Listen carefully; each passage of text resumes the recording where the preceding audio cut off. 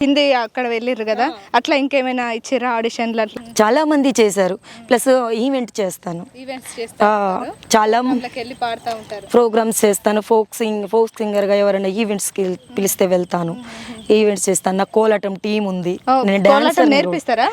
నేర్పిస్తాను. డాన్సులు కూడా చేస్తారు, డాన్సులు కూడా చేస్తాను. అందుకనే కదా బాడీలో అట్లా రిథమ్ వస్తుంది. అవును, పాడుతూ ఆడుతున్నారు మంచిగా. ఇంత టాలెంట్ ఉన్నా ఏం ప్రయోజనం మేడం? ప్రయోజనం అంటే రావాలి అనుకుంటున్నా, ఖచ్చితంగా వస్తుంది. దేవుడు గొప్పవాడు, ఖచ్చితంగా ఏది జరిగినా మన మంచికే అని నేను అనుకుంటాను. కాకపోతే ఇంకా మంచి వాళ్ళ దగ్గర మనం రావట్లేదేమో అని. ఖచ్చితంగా మీ కోరికలన్నీ నెరవేరుతాయి. Thank you. మాకోసం మంచి ఆడబిడ్డ పాట. ఆడపిల్లల పాటలు అంటే ఏముంది మేడం, ఇప్పుడు ఆడపిల్లని ఆడించుకుంటూ వాడించుకుంటూ ఊరుకు ఊయాలా ఊరుకు ఊయాలా అమ్మ చీనదో ఊరుకు ఊయాలా ఏం పోసి కందురో ఎండి ఊయాలా ఏం పోసి నేను గందు పలుపోసి నేను గందు పగిడి ఊయాలా పలుపోసి నేను గందు ఎంబోసి కందురు ఎండి ఊయాలా ఎంబోసి నేను గందు ఎన్నెబోసి కందురు ఎండి ఊయాలా ఎన్నెబోసి కందురు. మీ పిల్లలు అడుగుతుంటారా మిమ్మల్ని, అమ్మ ఎట్లా వస్తాయే నీకు ఇన్ని పాటలు, ఎట్లా పాడతావు, ఇంత మంచిగా పాడుతున్నావు? వాళ్ళ పిల్లల ఫ్రెండ్స్ వాళ్ళు మాట్లాడుతుంటారా? ఏమని మాట్లాడతారు వాళ్ళు? చాలా అంటే చాలా బాగా పాడుతుంది మమ్మీ అంటారు. వాళ్ళ ఫ్రెండ్స్ వాళ్ళు వీళ్ళు వచ్చి అడుగుతారు. బాబు కూడా చాలా సపోర్ట్ చేస్తాడు, పిల్లలు కూడా ఆడపిల్లలు కూడా చాలా సపోర్ట్ చేస్తారు. అసలు ఎట్లా వస్తాయమ్మా నీకు ఈ పాటలు అని ఎప్పుడన్నా అడిగిరా? అడుగుతారు. ఏమని చెప్తారు మీరు? నాకు చిన్నప్పటి నుంచి మా నాన్నగారి జీన్స్ నేను కదా. పిల్లలు కూడా వాడతారా? పిల్లలంటే మా పెద్ద పాపకు కొంచెం వస్తాయి మేడం, కాకపోతే నేను ఈ ఫీల్డ్లోకి నేను ఇక ఆమెను కూడా ఏం తీసుకొద్దాంలే అన్నట్టు ఇక చదువుకుంటుంది కదండి. అక్క నువ్వు ఇంతకు ముందు ఏం చేసేదాన్ని, ఇప్పుడు పాటలు పాడుతున్నావు, ఇట్లా ప్రోగ్రాంలు చేస్తున్నావు, ఇంతకు ముందు కూడా అదే చేసినావా లేదంటే ఇంకేమైనా పనులు చేసినావా? ఇంతకు ముందు నేను కూలి పని చేసేదాన్ని, తోటలేరపోవడం, నాటుకుపోవడం, ఇలాంటి పనులు చేసేదాన్ని. చేన్లకి వెళ్ళేదాన్ని, తోటలు పత్తి తీయ వెళ్ళినప్పుడే ఈ పాటలు ఎక్కువ పాడేదాన్ని. ఆడ ఇంకా వేసుకుంటూ పాడుతూ ఉంటారు కదా అందరూ, పనికి వెళ్ళిన కాడ రమా పాట పాడు నేను వచ్చిందంటే ఖచ్చితంగా పాట పాడాలి, ఇంకా అందరూ హ్యాపీగా ఉండాలి కానీ అక్కడ చాలా మంచిగా పాడుకునేవాళ్ళం. అంటే ఇప్పుడు మామూలుగా కథలు చెప్తున్నారుగా, ఎల్లమ్మ కథ అని, ఇట్లా ఆంజనేయ స్వామి కథ అని, ఆ కథలు ఎక్కువ వచ్చేది అనమాట. మీకు ఆ కథలు కూడా నేర్చుకున్నా.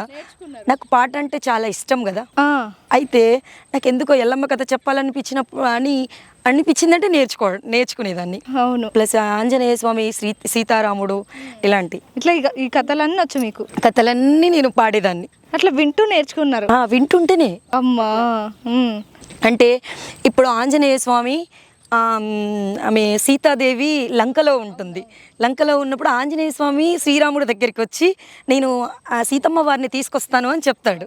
అయితే ఆ పాట అది అక్కడి నుంచి అక్కడి వరకు నేను చాలా బాగా పాడేదాన్ని. పాడండి మాకోసం మళ్ళీ ఒకసారి. ఆ తర్వాత వాళ్ళ అమ్మ దగ్గరికి వస్తాడు ఆంజనేయ స్వామి, ఏమంటాడు, అమ్మ నేను పోతున్న లంకలోనికి సీతమ్మ జాడలు తేవడానికి, అమ్మ నేను పోతున్న లంకలోనికి సీతమ్మ జాడలు తేవడానికి, రంజి పెట్టుకున్నాడమ్మా నరముడు, నేను తట్టుకోను అంజనమ్మ ఈ బాధలు, రంజి పెట్టుకున్నాడమ్మా నరముడు, నేను తట్టుకోను అంజనమ్మ ఈ బాధలు. ఏది ఏమైనా సామైన బ్రతుకైనా నా రామయ్య తండ్రి కోసం 7 సముద్రాలు 14 సముద్రాలు దాటి ఆ లంకనంతా గాలించి నా తల్లి సీతమ్మ జాడను తెస్తానమ్మా, నా కన్న తల్లి అంజనమ్మా. నేను పోతనే తల్లి లంకలోనికి, నా తల్లి సీత జోడ తేవడానికి, నేను పోతనే తల్లి లంకలోనికి, నా తల్లి సీత జాడ తేవడానికి అన్నప్పుడు ఆ తల్లి అంటది, నా కొడుక అంజన్న పోతివి గాని పోయిన కాడ పదిలం బిడ్డ, నువ్వు చిన్నప్పుడే బగబగ మండే సూర్యుణ్ణి పండనుకొని మింగబోయినావు బిడ్డ, జరా ఎక్కడ ఏముందో చూసుకొని పోయిరారా కొడుకా, నా కొడుక అంజన్నా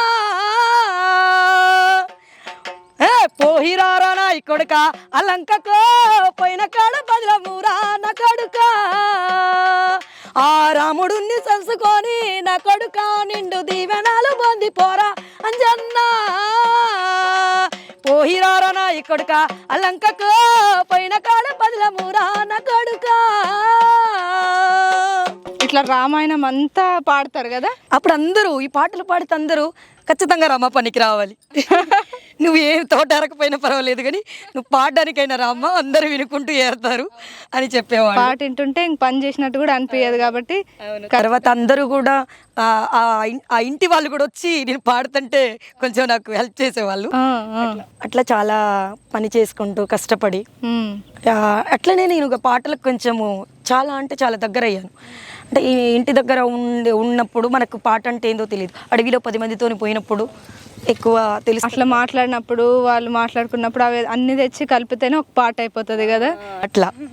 అందుకే అటు పోయినప్పుడు ఈ కథలు ఎక్కువ చెప్పేదాన్ని నేను, కథలు ఎక్కువ చెప్పటం, మామూలుగా ఫోక్ పాడటం, ఇట్లా వాళ్ళు నన్ను చాలా అంటే ఆదరణ ఎక్కువ.